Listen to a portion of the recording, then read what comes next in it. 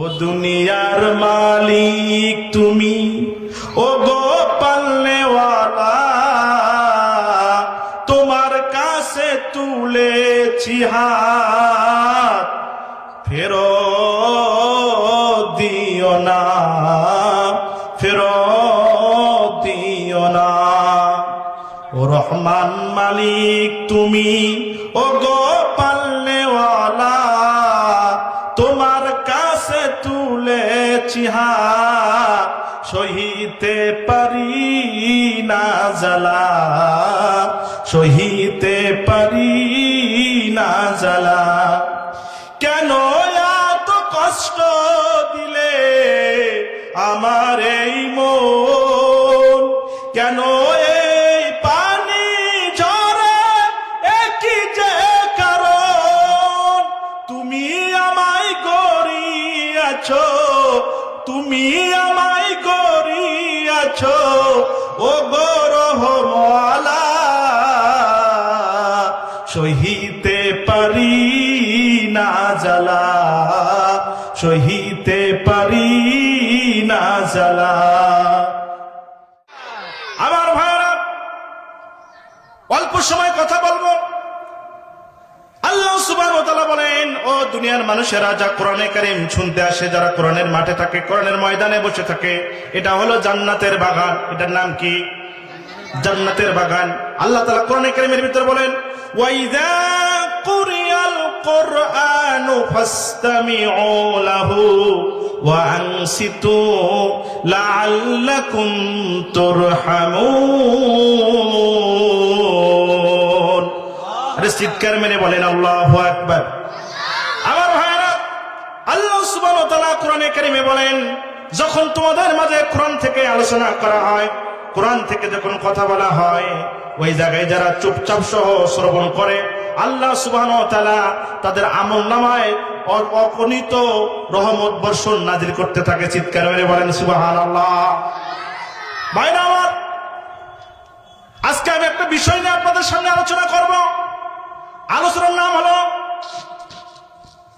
মুসলমানের যদি 8টা গুণ থাকে তারা জান্নাতে তারা যাবে, আর এই 8টা গুণ যদি না থাকে তাহলে মুসলমান সোজা জাহান্নামে চলে যাবে। মুসলমানের গুণ যদি কয়টা থাকে বলেন তো? জোরে বলেন, কয়টা? আরো জোরে। মুসলমানের গুণ যদি থাকে 8টা, তাহলে তারা হবে জান্নাতি। আর যদি মুসলমানের এই 8টা গুণ না থাকে, তারা হবে জাহান্নামী। আপনারা কি এটা শুনতে চান? আরো জোরে বলেন, শুনতে চান? আগে কোরআন থেকে বলি। আল্লাহ তাআলা কোরআনে কারীমের ভিতরে বলেন, ওয়া ইবাদুর রাহমানিল্লাযীনা ইয়ামশুনা আলাল আরদি হাওনা, ইয়ামশুনা আলাল আরদি হাওনা, ওয়া ইযা জাতাবাহুমুল জাহিলুনা ক্বালু সালামা। একটু চিৎকার মেরে বলেন আল্লাহু আকবার।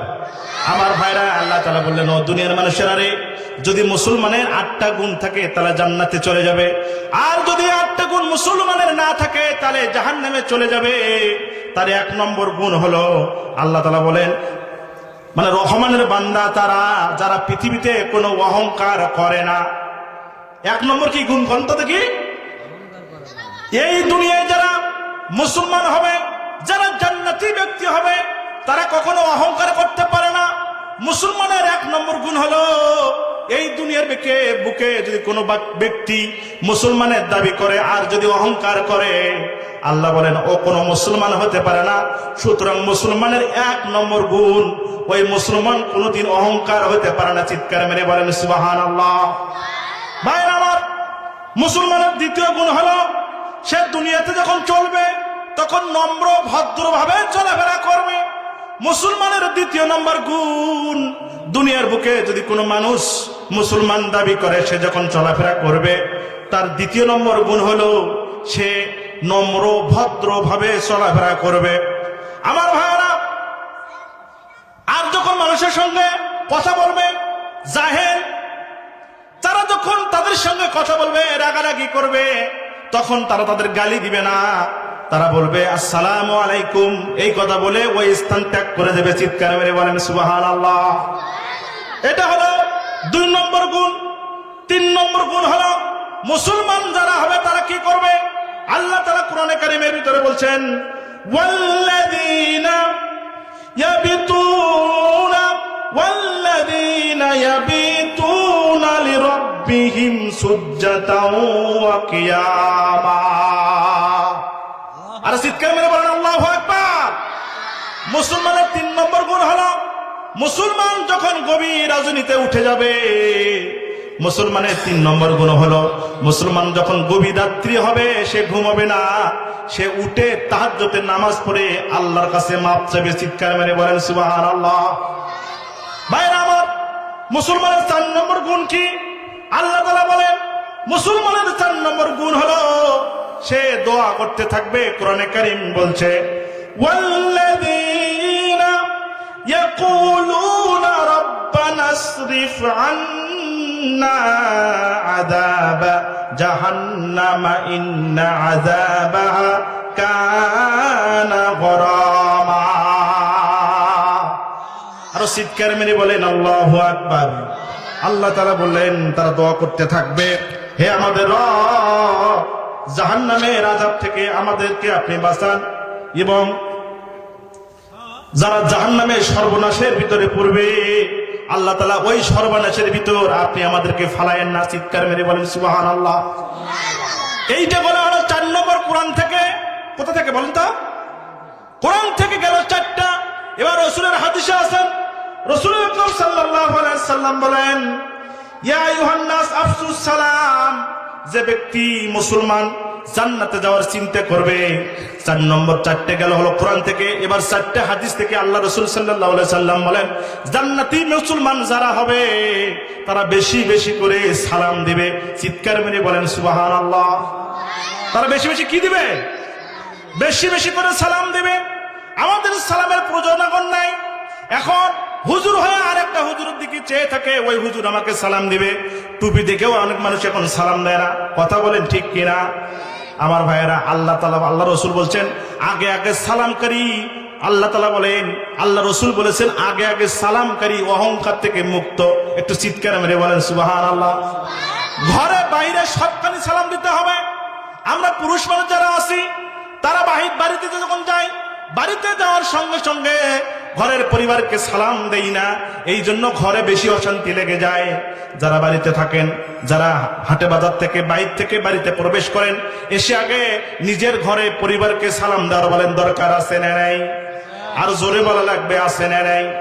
আমার ভাইরা, ঘরে এসে সালাম দিবেন। হযরত আয়েশা সিদ্দিকা রাদিয়াল্লাহু তাআলা আনহা তিনি বলেন, আমি অনেক দিন চেষ্টা করেছি বিশ্ব নবীকে সালাম দেওয়ার জন্য, কিন্তু কোনোদিন আমি বিশ্ব নবীকে সালাম দিতে পারিনি। কারণ আমি সালাম দেওয়ার আগে বিশ্ব নবী আগে সালাম দিয়েছেন। বলেন সুবহানাল্লাহ। আর জোরে বলেন না সুবহানাল্লাহ। তাহলে রাসূলের হাদিস থেকে 5 নম্বর, বেশি বেশি করে মানুষকে সালাম দেওয়া লাগবে। 6 নম্বর হলো উতুমুত্তুআম, মানুষকে বেশি বেশি করে খাওয়ানো। মানুষকে কি বেশি বেশি করে খাওয়ানো লাগবে। আত্মীয়তা, যদি অনেক মানুষ আত্মীয় বাড়িতে গেলে ও নিজেও যায় না, কোন মানুষ যদি ওর কাছে আসে, বলা টানতেছে, ওই বাড়িতে যদি মানুষ আসে তাহলে দেখা যায় ওই আত্মীয় ওই মানুষ দেখলে ঘর থেকে বেরিয়ে যায় আর পিছে পিছে যায়, বলে আত্মীয় আর আসার সময় পাইল না, পকেটে টাকা নাই, আসে না নাই? আর জোরে বলা লাগবে আছে না নাই? আমার ভাইরা, আল্লাহ রাসূল সাল্লাল্লাহু আলাইহি সাল্লাম বলেন, ও দুনিয়ার মানুষেরা রে, তোমরা যদি আত্মীয়তা রক্ষা করতে যাও, আত্মীয়তার হক যদি আদায় করো, আর যদি বেশি বেশি করে মানুষকে খাওয়াও, আল্লাহ রাসূল বলেন ওই বাড়িতে ওই পরিবারে আল্লাহ তাআলা রহমত বরকত নাজিল করতে থাকবে। চিৎকার মেরে বলেন সুবহানাল্লাহ। 6 নম্বর, বেশি বেশি করে মানুষকে খাওয়ানো লাগবে।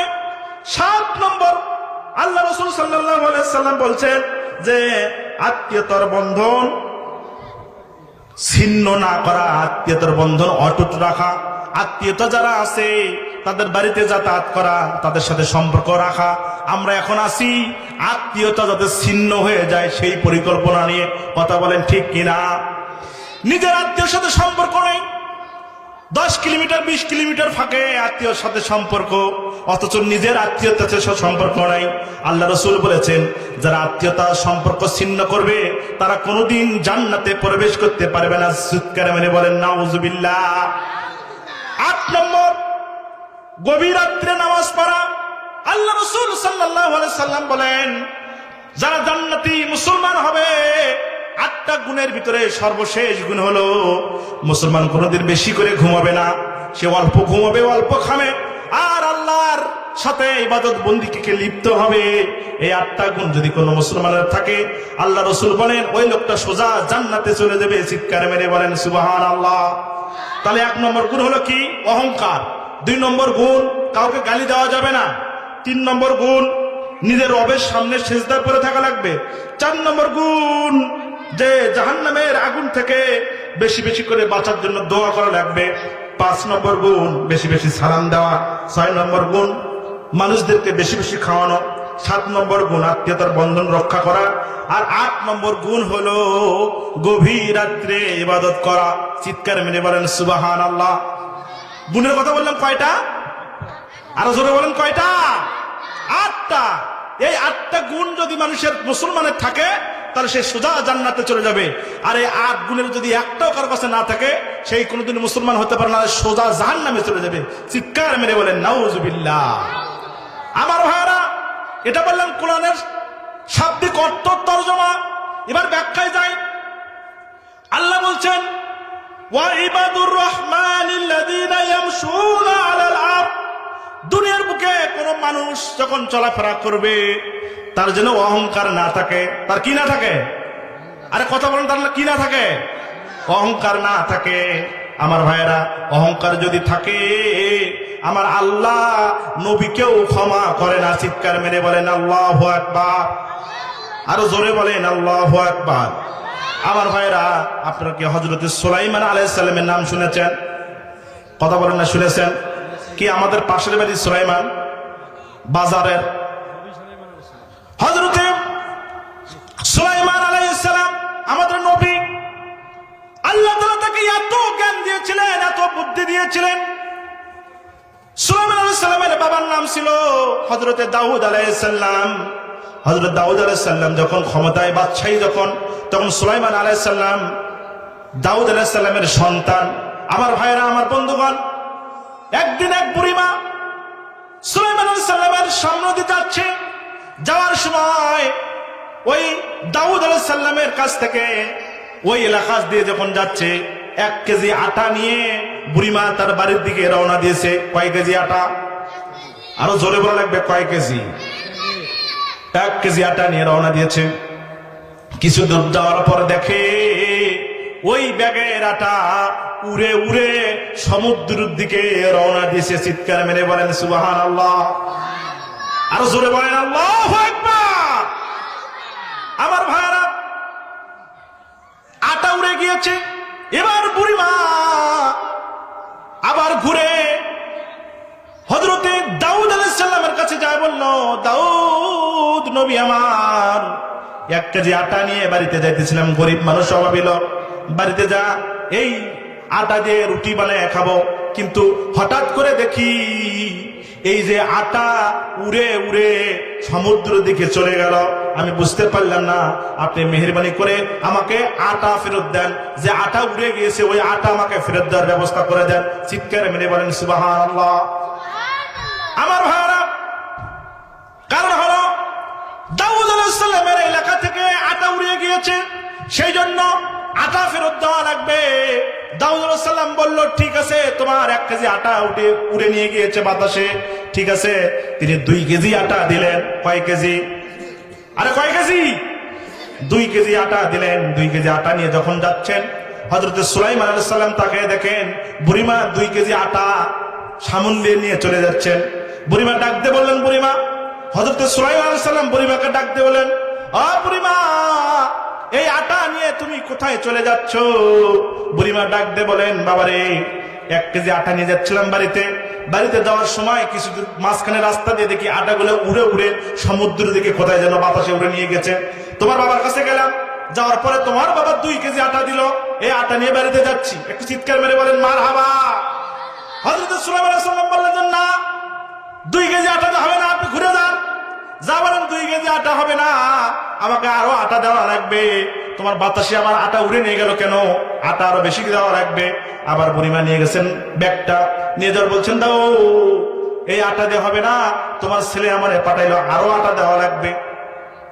এইভাবে যাইতে যেতে হযরত দাউদ আলাইহিস সালাম তাকে 1 বস্তা আটা দিয়ে দিছে। কয় বস্তা? আরো জোরে বলা লাগবে, কয় বস্তা? 1 বস্তা আটা দিয়ে দিয়েছে। এবার আবার সুলাইমান আলাইহিস সালামের সামনে দিয়ে যাচ্ছে। যাওয়ার সময় বুড়িমাকে ডাক দিয়ে বলছে, বুড়িমা কতটুকু আটা দিয়েছে? বলছে এই 1 বস্তা দিয়েছে রে বাবা। হযরত সুলাইমান বললেন, আরে বুড়িমা 1 বস্তা আটা দিয়ে হবে না। বললো, বাবা আমার আর লজ্জা লাগে, আমি আর যেতে পারবো না, তোমার বাবার কাছে আমি আর যেতে পারবো না, তুমি যদি সাথে যাও তাহলে এটা সম্ভব, তাছাড়া আমি যেতে পারবো না। এবার দাউদ আলাইহিস সালাম ওই বুড়িমাকে সঙ্গে করে নিয়ে ওই দাউদ আলাইহিস সালামের কাছে সুলাইমান আলাইহিস সালাম বুড়িমাকে সঙ্গে নিয়ে গেছে। একটু চিৎকার মেরে বলা যাবে কি মারহাবা? আমার ভাইরা, বুড়িমা যখন তার কাছে গিয়েছেন, হযরত সুলাইমান আলাইহিস সালাম দাউদ আলাইহিস সালামকে ডাক দিয়ে বলছেন, আব্বা, ও প্রাণের আব্বা, এই বুড়িমার আটা কোথায় গিয়েছে তুমি কি জানো? বললেন, না আমি জানি না সন্তান, কি হয়েছে বলো তো দেখি। এবার সুলাইমান আলাইহিস সালাম ডাকতে বলছে, ও আমার পিতা দাউদ, আপনি দুনিয়ার বাদশাহ, কিন্তু ঘটনা তো আপনি জানেন না। বলছে, কি ঘটনা? বলছে, বাবারে দাউদ আলাইহিস সালাম তার সন্তান হযরত সুলাইমান আলাইহিস সালাম বলছে, বাবা এই বুড়িমার আটা, আমাদের একটা জাহাজ আসতেছে, ত্রাণের জাহাজ, কোটি কোটি টাকার সম্পদ নিয়ে ওই জাহাজটা আমাদের দিকে আসতেছে। ওই আস্তে আস্তে জাহাজটা ফুটো হয়ে গেছে। ওই ফুটোর ভিতরে আল্লাহ রাব্বুল আলামিন কুদরতি ভাবে এই আটা নিয়ে যা, ওই ফুটো বন্ধ করে দিয়েছে। চিৎকার মেরে বলেন সুবহানাল্লাহ। আপনারা মনে হয় খুশি হন নাই? খুশি হন নাই? আর চিৎকার মেরে বলেন না সুবহানাল্লাহ। আমার ভাইরা বলছে, আটা নিয়ে যা, ফুটো বন্ধ করেছে। সুতরাং এত কোটি কোটি টাকার সম্পদ, এই বুড়িমার 1 কেজি আটা নিয়ে যা, ওই ফুটা বন্ধ হয়ে গেল, তাকে 1 বস্তা দিয়ে কিভাবে বিদায় করে দাও বাবা গো। সুতরাং আমি চাই এই বুড়িমা যতদিন বেঁচে থাকবে, খাইতে যা আটা লাগবে সেই আটা তোমাকে দেওয়া লাগবে। চিৎকার মেরে বলেন আল্লাহু আকবার। হযরত দাউদ আলাইহিস সালাম বললেন, ঠিক আছে, তুমি যে বলেছ সত্য, আজ থেকে বুড়িমার দায়িত্ব আমাদের। এই বুড়িমা যতদিন বেঁচে থাকবে, তার সন্তান সন্ততি যতদিন বেঁচে থাকবে, ততদিন তাদের পরিবারের দায়িত্ব আমরা দাউদ আলাইহিস সালামকে নিয়ে নিলাম। চিৎকার মেরে বলেন সুবহানাল্লাহ। এই হলো হযরত সুলাইমান আলাইহিস সালাম। আমার ভাইরা, হযরত দাউদ আলাইহিস সালাম চলে গেলেন দুনিয়া থেকে। হযরত সুলাইমান আলাইহিস সালাম গদিতে বসলেন, ক্ষমতায় বসলেন, বাদশাহী পেলেন। বাদশাহী পাওয়ার পরে হযরতে সুলাইমান আলাইহিস সালাম তার পিয়াদা, জিনপুরি, অন্যান্য যত জাতি আছে সবার ভাষা তিনি বুঝতেন। একটু চিৎকার মেরে বলেন সুবহানাল্লাহ। আমার বন্ধুগণ, আমার ভাইরা, সমস্ত ভাষা যখন তিনি বুঝতেন, হঠাৎ করে একদিন ডাক দিয়ে বলছেন, ও আমার সৈন্যবাহিনী শোনো শোনো। কি বললো? কি বললো? ও আমার সৈন্যবাহিনী, আমি একটা বিয়ে করতে চাই, তোমরা একটা আমার জন্য মেয়ে খুঁজে দাও। একটু চিৎকার মেরে বলা যাবে না সুবহানাল্লাহ। আমার ভাইরা, এলাকার লোক বলল যে মেয়ে খোঁজো। কি মেয়ে? এই যে মেয়ে সুন্দর হতে হবে, পর্দাশীল হতে হবে, যেন তেগী মেয়ে হয়, এইরকম একটা মেয়ে খুঁজে তোমরা আমার কাছে নিয়ে আসো। সারা রাজ্যে ঢোল পিটে দেওয়া হলো, ঢোল পিটে দেওয়া হলো। সেই এলাকায় বাস করত জেলে, তাঁতি বেদে। চিৎকার মেরে বলেন সুবহানাল্লাহ। আমার বন্ধুগণ, সারা রাজ্যে ঢোল পিটায় দেওয়া হলো। সুলাইমান আলাইহিস সালাম বিবাহ করবে, সুন্দর একটা মেয়ে, পরেজগার পর্দাশীল একটা মেয়ে দরকার। সেই পর্দাশীল মেয়ে যদি থাকে, তাহলে সুলাইমান আলাইহিস সালাম তাকে বিয়ে করবে। চিৎকার মেরে বলেন আল্লাহু আকবার। ভাইরা আমার, সেই এলাকায় একটা জেলে বাস করত। ওই জেলের একটা মেয়ে ছিল। কয়টা? আরো জোরে বলা লাগবে, কয়টা? একটা মেয়ে ছিল, অনেক পর্দাশীল, অনেক আমলদার। সে বুঝেছে যে সুলাইমান আলাইহিস সালাম বিয়ে করবে। আহারে, এই সুলাইমানকে যদি আমি বিয়ে করতে পারতাম, তাহলে তো আমার জীবন ধন্য হয়ে যেত। চিৎকার মেরে বলা যায় না সুবহানাল্লাহ।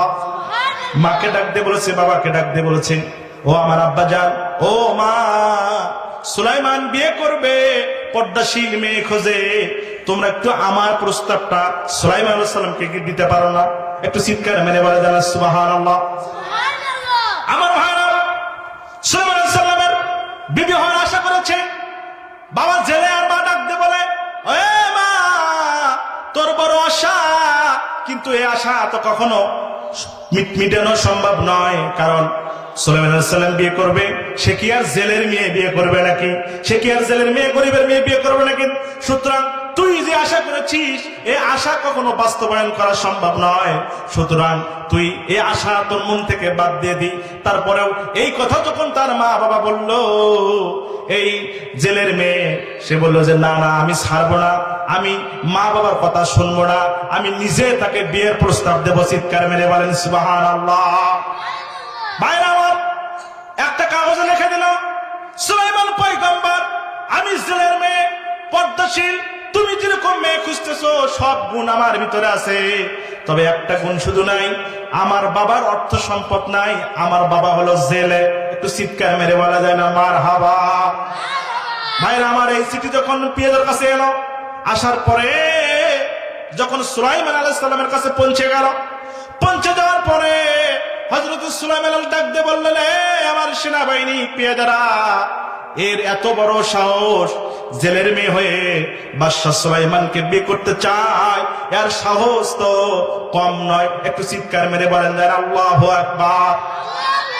এই কথা যখন বলেছে, বলার পরে এই কথা ওই জেলের মেয়ে শুনেছে। কে শুনেছে? আরো জোরে বল লাগবে, কে শুনেছে? জেলের মেয়ে শুনেছে। জেলের মেয়ে শোনার পরে বলেন, মন খারাপ হওয়ার সম্ভাবনা আছে না নাই? আরে কথা বলেন, কষ্ট হবে না? হবে না? আরে ভাইরা আমার, জেলের মেয়ে এই কথা যখন শুনেছে, শোনার সাথে সাথে বুকটার ভিতরে হাহাকার হয়ে গেছে। ডাক দিয়ে বলছে, রব্বুল আলামিন, ও দুনিয়ার মালিক তুমি, ও গো পালনেওয়ালা, তোমার কাছে তুলেছি হাত, ফেরত দিও না, ফেরত দিও না। ও রহমান মালিক তুমি, ও গো পালনেওয়ালা, তোমার কাছে তুলেছি হাত, সহিতে পারি না জ্বালা, সহিতে পারি না জ্বালা। কেন এত কষ্ট দিলে আমার এই মন, কেন এই পানি ঝরে, একই যে কারণ, তুমি আমায় গড়িয়েছো, তুমি আমায় গড়িয়েছো, ও গো রহমওয়ালা, সহিতে পারি না জ্বালা, সহিতে পারি না জ্বালা। একটু চিৎকার মেরে বলা যায় সুবহানাল্লাহ। আরো জোরে বলেন সুবহানাল্লাহ। এইভাবে যখন ওই জেলের মেয়ে আল্লাহর দরবারে কান্নাকাটি শুরু করে দিয়েছে, আমার আল্লাহর প্রাণে জোশ লেগে গেছে। আল্লাহ তাআলা ডাক দিয়ে বলেন, পয়গম্বর সুলাইমান, ও সুলাইমান রে, তোর বাবাকে আমি নবী বানাইলাম, বাদশাহী দান করলাম, সেই বাদশাহী তোরে দিলাম, তোরে নবী বানাইলাম, অথচ একটা জেলের মেয়ে তোর সঙ্গে বিয়ে বসতে চাইছে। তুই অন্যভাবেও তাকে ডিনাই করতে পারতি, কারণ বিয়ে করতে হবে কুপুর সাথে কুপু মিলাইয়া। যদি বড়লোক হয় বড়লোকের মেয়ে বিয়ে করবে, জেলে হলে জেলের মেয়ে বিয়ে করবে, কামলা দিলে কামলার ছেলের সঙ্গে বিয়ে দিবে, চাকরিজীবী মেয়ে হলে চাকরিজীবীর সঙ্গে বিয়ে দিবে, কথা ঠিক আছে। কিন্তু এইভাবে তুই জেলের মেয়েটাকে কষ্ট দিলি কেন? জেলের মেয়ে আমার কাছে হাত তুলে দোয়া করতেছে, সুতরাং তোরে পরীক্ষা না করে দুনিয়া থেকে আমি নেব না। চিৎকার মেরে বলা যায় না সুবহানাল্লাহ? আরো জোরে বলা যায় না সুবহানাল্লাহ? আপনাদের কি খারাপ লাগতেছে? আরো জোরে বলেন, খারাপ লাগতেছে? আমার ভাইরা, সুতরাং অহংকার যদি কেউ করে, অহংকার করেছিল বিগত 17 বছর যারা ক্ষমতায় ছিল, কথা বলেন ঠিক কিনা? আরো জোরে বলেন ঠিক কিনা? আমার ভাইরা, এমন অহংকার করেছিল, বাড়িতে ঘুমোতে দেয় নাই, মানুষগুলোর নামে অযথা হামলা দিয়ে আলেমদেরকে জেলখানে নিয়ে গেছিল। কথা বলেন ঠিক কিনা? শুধু তাই নয়, বছরের পর বছর ছেলেগুলোকে মামলা দিয়া বাড়ির বাহির করে দিয়েছে। স্ত্রীর সঙ্গে ঘুমাতে পারে নাই, সন্তানের সঙ্গে ভালো করে সময় কাটাতে পারে নাই, জেলখানায় বন্দি করে নিয়ে গেছে। আমার ভাইরা শুধু তাই নয়, এই জালেম স্বৈরাচার সরকার শুধু তাই নয়, অসংখ্য আলেমকে ফাঁসি দিয়ে আজকে রন্ধ করে নির্মমে ফাঁসি দিয়ে মেরেছে। কথা বলেন ঠিক কিনা? শুধু তাই নয় আমার ভাইরা, আমাদের কোরআনের পাখি আল্লামা দিলওয়ার হোসেন সাঈদীকে ফাঁসি দিয়ে যখন মারতে পারলো না, তারা কি করলো? একটা ফন্দি আনলো। ফন্দির মানে হলো সুস্থ মানুষটাকে শোয়া দিল, শোয়া দিয়া হাঁটাটাকে নাটক করাইয়া তাকে ইনজেকশন দিয়া বিছানার ভিতরে শেষ করে দিল। কথা বলে ঠিক কিনা? আমার ভাইরা, 17 বছর এই শহীদের শাসক এমন ভাবে এমন কোন নির্যাতন নাই যা মুসলমানদের উপর করে নাই। বিশেষ করে জামাতে ইসলামকে তারা এমন ভাবে অ্যাটাক করেছে, এরা মনে করেছিল জামাতে ইসলামকে এইভাবে শেষ করে দেওয়া হবে। আমার আল্লাহ তাআলা বলেন, এই জামাতে ইসলাম ভেসে ভেসে এখানে আসে নাই। আমার ভাইরা, আমি আজকে দেখলাম যাদেরকে গ্রেফতার করেছে, হাজার হাজার লোককে যারা খুন করে এখন পর্যন্ত যারা বেঁচে আছে, তাদেরকে দেখলাম হাসতে হাসতে তারা আজকে কোর্টে হাজিরা দিয়েছে। অথচ কোনো অন্যায় করে নাই, কোনো গুনাহ করে নাই, কোনো অন্যায় করে নাই, মারা নাই, কাটাকাটি নাই, কিচ্ছু নাই। তাদেরকে নিয়ে যা ডান্ডা বেরি পরাইয়া, হাতে হ্যান্ডকাপ পরাইয়া জেলখানার ভিতরে গেট থেকে তারা আদালতে নিয়েছে। এমন দৃশ্য কি আমরা দেখছি না দেখি নাই? আমরা কথা বলে দেখছি না দেখি নাই? সুতরাং ডক্টর ইউনূস সাহেবকে বলতে পারি, আপনি মাটি পুরে আসেন নাই, আসমান থেকে নেমেন নাই। আপনাকে আমরা এই রক্তের ভিতর দিয়ে আপনাকে ক্ষমতায় বসেছি। কথা বলে ঠিক কিনা? সুতরাং আলেমদের সাথে যারা এরকম 2 নম্বরই করেছে, এরকম নির্যাতন করেছে, তাদেরকে লোক সমাজে শাস্তি দিয়ে জনগণের কলজা ঠান্ডা করেন। কথা বলেন ঠিক কিনা? বিটিআর বিদ্রোহের বিচার এখনো শুরু করা হয় নাই। আমরা বুঝতে পারতেছি না দেশ কোন দিকে যাচ্ছে। সুতরাং আমি অনুরোধ করব, যারা এই যে আসিফ নজরুলের ব্যাপারে যেগুলো তথ্য এখন পর্যন্ত আমাদের কাছে আছে, আমরা যে খবরগুলো দেখতেছি, সুতরাং এখনই যদি আসিফ নজরুলের ব্যাপারে যদি পদক্ষেপ না দেওয়া হয়, তাহলে হয়তো হতে পারে আগামী আবার একটা বিপ্লব হতে পারে। এই আসিফ নজরুলের জন্য আবার আমাদের মাঠে লাগতে পারে। যদি যাওয়া লাগে, যদি আবার শহীদ হওয়া লাগে, তারা কি, আপনারা কি সেই মাঠে যদি প্রস্তুত আছেন? কারা কারা আছেন? 2 হাত উঁচু করে আল্লাহকে দেখান। লিল্লাহ